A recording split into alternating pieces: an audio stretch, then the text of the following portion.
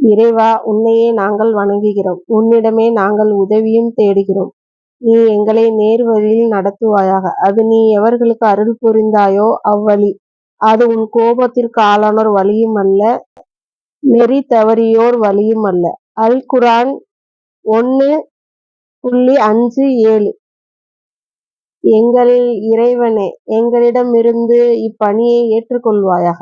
நிச்சயமாக நீயே யாவற்றையும் கேட்பவனாகவும் அறிபவனாகவும் இருக்கிறாய்.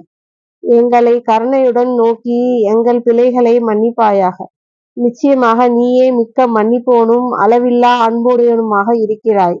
அல் குர்ஆன் 2வது சூரா 127, 128 எங்கள் இறைவனே, உன் வசனங்களை செவிமெடுத்தோம். உன் கட்டளைகளுக்கு நாங்கள் வழிபட்டோம்.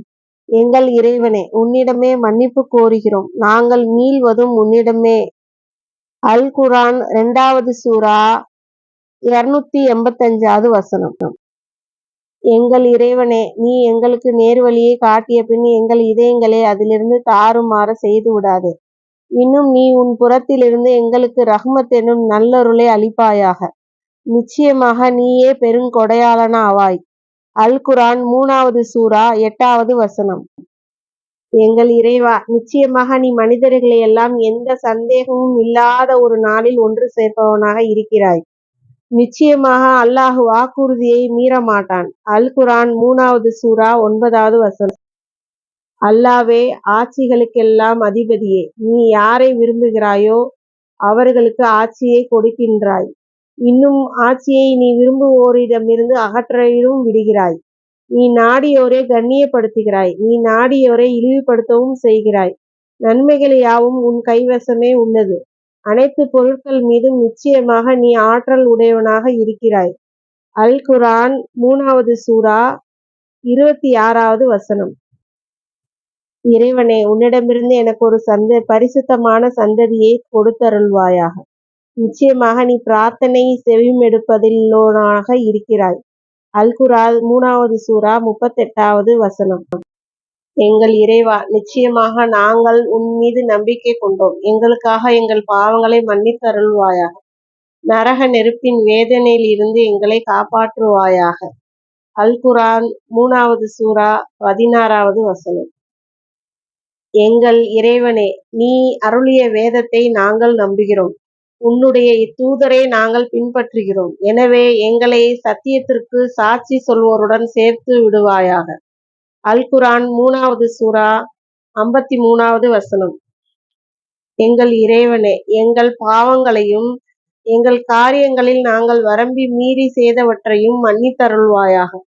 எங்கள் பாதங்களை உறுதியாக இருக்கச் செய்வாயாக.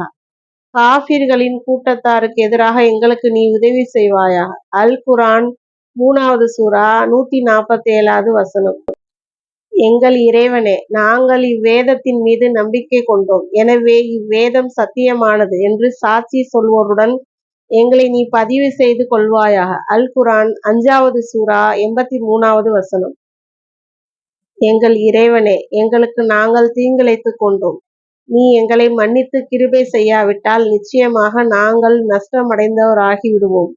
அல் குர்ஆன் 7வது சூரா 23 எங்கள் இறைவா, எங்களுக்கு எங்கள் கூட்டத்தாருக்கும் இடையே நியாயமான தீர்ப்பு வழங்குவாயாக.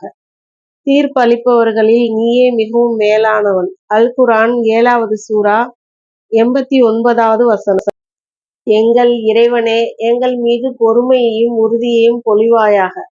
முஸ்லிம்களாக உனக்கு முற்றிலும் வழிபட்டவர்களாக எங்களை ஆக்கி எங்கள் ஆத்மாக்களை கைப்பற்றிக் கொள்வாயாக. அல் குர்ஆன் 7வது சூரா 126 எங்கள் இறைவன் எங்களுக்கு கிருபை செய்து எங்களை மன்னிக்காவிட்டால் நிச்சயமாக நாங்கள் நஷ்டமடைந்தவர்களாகிவிடுவோம்.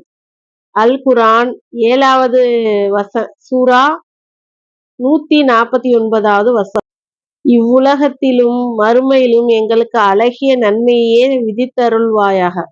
நிச்சயமாக நாங்கள் உன்னையே முன்னோக்குகிறோம்.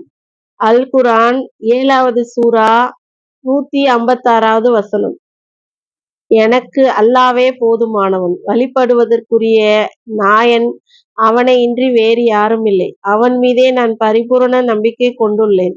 அவன்தான் மகத்தான அரியாசனத்தில் அர்ஷின் அதிபதி.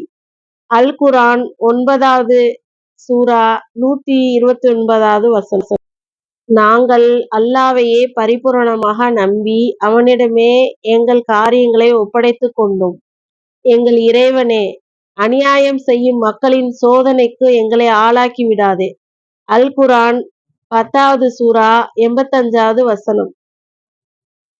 எங்கள் இறைவனே, இந்த காஃபிரான மக்களிடமிருந்து உன் அருளால் எங்களை நீ காப்பாற்றுவாயாக. அல் குர்ஆன் 10வது சூரா 86வது வசனம். இது ஓடுவதும் நிற்பதும் அல்லாஹ்வின் பெயராலேயே நிகழ்கின்றன. நிச்சயமாக என் இறைவன் மன்னிப்பவனாகவும் கிருபையுடையவனாகவும் இருக்கிறான். அல் குர்ஆன் 11வது சூரா 41வது வசனம்.